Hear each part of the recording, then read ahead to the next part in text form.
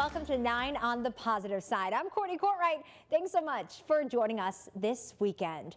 Valentine's Day will be here before we know it. Here's a reminder. Local flower shops have some advice. If you're thinking about buying flowers, order sooner rather than later. The people at Tilde Floor Designs in New Bern are busy getting ready. Rachel Fortune is the owner. She says they've already gotten a handful of orders, and because flowers are so popular, she has this advice for you. Get your orders in early and you'll have a better chance of what you want, how you want it done, and it'll make it easier all the way around for everybody. Just earlier is better. She says they offer a variety of arrangements. You can find them over on Craven Street in New Bern. Their contact information is on our website.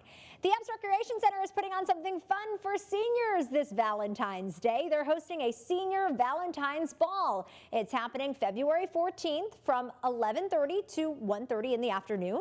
It's for ages 55 and older. Organizers say seniors here are really engaged. Thought it would be very, very neat to have something for them specifically where they can come out and fellowship and dance and just do more than play bingo. And here's some more information for you. Just once again, it's happening February 14th from 11:30 to 1:30. It is for ages 55 and older, and the cost, it's $25 a person, $40 for a couple. You can find more information on our website. There's also something for those celebrating Galentine's Day. The Painted Farmer in Lucama is offering a Galentine's Day goat pajama party. It's happening February 10th at 7 o'clock. The owner says her mission is to connect people with animals. I thought that a fun twist would be to dress our baby goats in pajamas, and then the guests could also wear their pajamas as well. So we're going to have a goat snuggle time, and yeah, we're going to hang out with the goats, we're going to have some food and play some games and give out prizes. We're told the event is halfway sold out. It's $35. You can get your tickets at the Painted Farmers Facebook page or on their website. Now, you can't make it out February 10th. They also offer different events throughout the year like goat yoga, painting with goats, and seasonal activities. 6 cities in North Carolina are some of the best places to get married. To help couples find the most wedding-friendly destinations, Wallet Hub compared 180 cities across the U.S. Charlotte, Greensboro, Fayetteville, Raleigh, Winston-Salem, and Durham were among the top 100 cities for weddings. Orlando, Florida came in at number 1. Wedding costs, venues, and hotel availability went into account for all of these rankings. One organization is working to provide blankets to children in need, and they're asking for your help. They need homemade blankets. The organization Project Linus is getting started in Pitt County. They're looking to provide blankets for children in trauma situations. Now, the blankets aren't just to keep warm, but they also are going to provide comfort.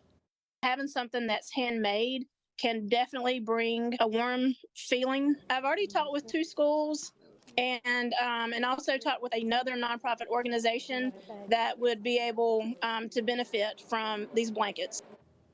There are a couple of ways you can get involved. You can make a blanket, provide supplies like quilt material or yarn, and you can also help them out financially. We have their contact information on our website for you. One food truck in Wilson is serving some authentic Mexican cuisine. Sandy and Rafael Hernandez started Taste of Texas after adopting 3 children and needing a way to make ends meet. It started with them selling snow cones, and with lots of hard work and dedication, it became a successful business that people from all over the state and beyond come to visit. We never expected it, going from shaved ice to actual food truck, because we did start underneath the tent. This used to be just the empty box with a big tree that had went through it when he got it, and he refurbished it from the ground up. People come to me and they're, hey, I heard that you got, I'm from Greenville, I'm coming from Raleigh. I'm like, wow, that made me feel so good. And you can see a new food truck featured every Friday on WNCT 9 News at 5:30. A Fort Mill man is well known for growing the world's hottest pepper, but there's more to the operation than just Guinness records. As Queen City News reporter John Lee explains, this entrepreneur gives employees the world by just giving them a chance. It's a little bit intimidating. At Pucker Butt Pepper Company, Omar Ochoa is here for the hot stuff. That one definitely kicks in. It's as if he almost died and went to heaven. I can't even talk right now. This has me like sweating. What is that? What is this? What do you pronounce it? I can't even talk right now. Garlic-licious. Has a good flavor of garlic, but you could taste the Pepper X on this one. That's the one that I came here for. This pepper ride has been going on for a long time. To call Fort Mill, South Carolina a hot spot would be an understatement. We were awarded the hottest pepper in the world. This capsaicin capital is where Ed Curry cultivates hot peppers to challenge and even overwhelm our taste buds. I hear it was quite the experience. Yeah, the heat was unbearable for a couple of hours, and then the cramps were unbearable for a lot longer. Ed is hotter than ever, doing interviews with media from around the globe about Pepper X. Guinness World Records officially declared it the world's hottest chili pepper. Pepper X was certified at 2.693 million Scoville heat units. That's actually 3 times hotter than Curry's previous record holder, the Carolina Reaper. Peppers are just a fruit, and we're supposed to enjoy them, not curse them and want to die. If you look, you can see the oil in there, all right?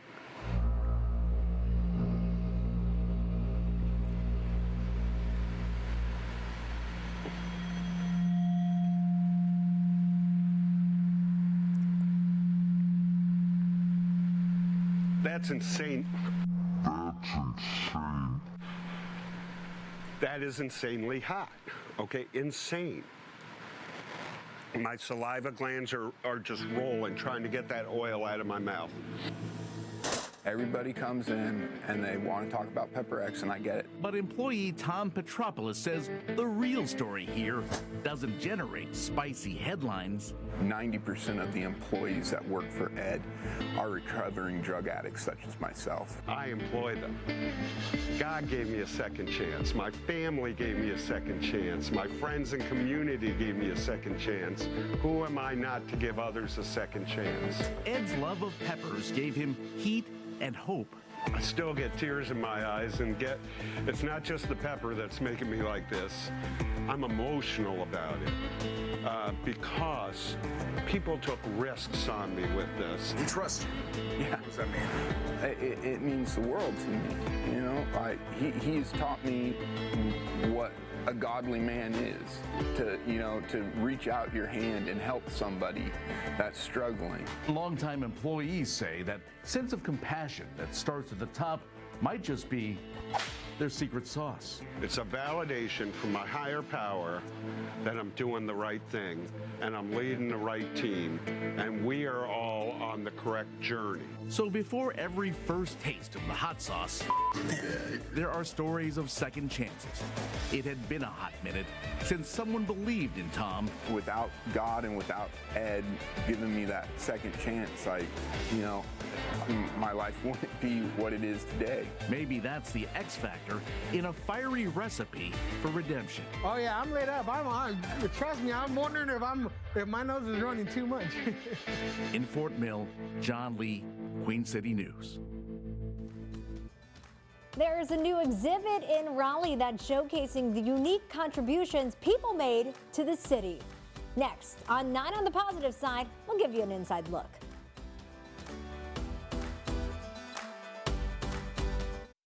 A new exhibit at the John P. Top Green Community Center in Raleigh is showcasing the unique contributions of African Americans in the city. Brea Hollingsworth got a sneak peek.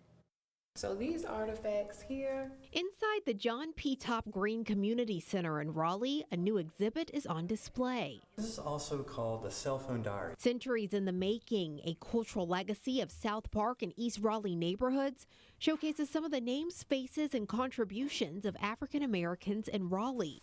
The exhibit was developed in partnership with the South Park East Raleigh Neighborhood Association. It was an exhibit that we worked with the community to take all their archives, historic records, photographs, and merge them together in this beautiful exhibit that celebrates the history and heritage of this community. Some of the topics included in the exhibit: Black Main Street, which details the history of East Hargett Street and how it became the epicenter of Black-owned businesses, historical schools, churches, and cemeteries, and the people who made a difference. It hits home for the community center's manager, Nadia Marriott. New Bern Avenue Daycare was the actual daycare that I attended that was in the same building. And this was the first one of the first African-American school for Black students in the 1930s. She grew up in Raleigh and took on the role a month ago with a passion for the city's history. She hopes those who visit the museum will take away the people and places that make South Park and East Raleigh unique. It informs everyone of what's been done that they may not know of. Our generation, it gives them some type of direction, and also sets a standard as to what they can accomplish and do within the community, as well as continue to do. And Marriott says her goal is to not only involve the community, but also our youth. She has plans to hopefully eventually expand. In Raleigh, Brea Hollingsworth, CBS 17 News. And February is Black History Month. WNCT has something special for you coming up on February 23rd. You can join us that Friday at 5:30 in the afternoon for our Honoring Black History Month special. You'll be able to catch impactful stories, including history, right here in Eastern North Carolina in this 30-minute special. Are you a good cook? We have something for you. Next on 9 on the Positive Side, the competition you might want to get involved in. On this week's Positive Side, we're connecting the community, and we're so grateful to have Tom Quigley, the Executive Director of Joy Soup Kitchen, here with us today to talk a little bit about the kitchen and also about a friendly competition that's happening. Tom, thank you so much for joining us today. Well, thank you for having us on and spreading the word of Joy. Yeah, so talk to us a little bit about Joy for those who don't know. Joy Soup Kitchen is really the only soup kitchen in the whole county. Now, there are a few other organizations that'll feed 1 or 2 days a week on Saturday or whatever, but we're actually open Monday through Friday for lunch, 10:30 to 12:30, and we serve dinner takeout from 5 to 6 Monday through Thursday. So we're doing 9 meals a week into the community, and really the only requirement is that you're hungry and you need something nutritious to eat. Yeah, so your mission is really to feed the community and give back to those in need. I don't see it as giving back. I just see it as one human being taking care of another human being. I'm challenging people to come to Joy and make a difference, boots on the ground. And you do have a lot of volunteers who come in. Do you need more volunteers at Joy? Talk to us a little bit about that. We actually did have a good amount of volunteers, but like with anything else, it peters in and out. Now, we do have 2 churches on Wednesday and Thursday. St. Timothy's been coming on Thursday afternoons for 30 years. And Eastern Pines Church started 3 years ago, doing Wednesdays. But that leaves us Monday, Tuesday, and Friday for lunches, and Monday through Thursday for dinner. I mean, we need people who can cook, and if you can't cook, you can pass out the water, pass out the trays. And volunteering to everything from soup to nuts, clean up as well as serving. And it's meaningful connections that you guys are making there too. I mean, you're having this competition. Well, the competition started back in 2020, and it all started when Joy was actually helping feed police officers out of Villa Verde at midnight to 8 shifts. One of the officers came to Joy the next day, and she was going to arrest me unless I gave her the rest of the soup that I had served the night before. And she had said that soup was wicked pesa. And she tried to use my accent to try to like rag on me. And a t-shirt, actually, this t-shirt is 3 years old now, was made. And somebody asked me, they said, I want one of those shirts, you should sell them. I said, you can't buy this shirt, you have to earn this shirt. So I put a challenge out to the community to come in, you had to provide so much soup and help feed the community for the day. And it actually helped us feed people. Wow. And it gave people, you know, that stay-at-home chef, oh, I could cook better than you. Here's your chance. Come cook in the kitchen. Yeah, a little friendly competition. How do you sign up? There is a sign-up genius. People go to that sign-up genius and they basically take their day. And then they come in, they can get in at 8 o'clock in the morning and they can get ready to go. That's fantastic. Okay, so what happens if you're like me, who can't really cook but want to help, wants to help? Well, if you can't cook, like last year's winner actually brought somebody who couldn't cook. No, he can cook. He's actually a good friend of mine. But for those that can't cook, we do need people to make the trays, serve the trays, greet people. You don't know what it's like in somebody's shoes until you sit and break bread with them. You know what? Talk to the community. Sit down. Talk to somebody who you may never talk to in your everyday life. And I have 150 friends that come in there every day. When I talk to you, I hear heart. Like that's the word that comes to mind is heart. I have a motto. You know, you're not going to save the world. You go through your whole day, you make one person smile. And at the end of the day, if you haven't hurt anybody, you made somebody smile, you had a good day. You get up the next day, you do the same thing all over again. Yeah. Tom, thank you so much for joining us today. We really appreciate it. And of course, we'll have more on Joy's Soup Kitchen, including their contact information. That can be found over on our website, WNCT.com. We'll be right back. The countdown is on to the Krispy Kreme Challenge. Now, this challenge includes eating a dozen donuts and running a 5K. But as Laura Smith found out, there's a sweet reason for this tasty run. In its 20th year, the Krispy Kreme Challenge is a bucket list item for many, especially for anyone attending NC State. Eat a dozen donuts, run 5 miles in an hour. The first song that I heard when I was born was the NC State fight song. So I heard about it and I was obsessed from the get-go. The run extends beyond donuts. It's a charity run for UNC Children's Hospital with over $100,000 donated each year. Sometimes that kind of might get lost in translation. It's really, it's always about the children. Everything we do is for the children. I think it's a wonderful way to get the community kind of, exercising, getting the community together, meeting other people, meeting the patients. The Krispy Kreme Challenge means a little more to student Emma Barnes. In 2011, after her 9th birthday, a brain bleed and surgery forced her to learn how to talk, walk, and eat again. Now director of the run, she's giving back to other kids. It's so full circle because being able to participate and kind of help out with the Krispy Kreme Challenge these past couple of years and being director now, I really get to see how influential our work really is for these children. And maybe you're taking part in the challenge this Saturday. We have some tips from a runner who successfully completed the challenge.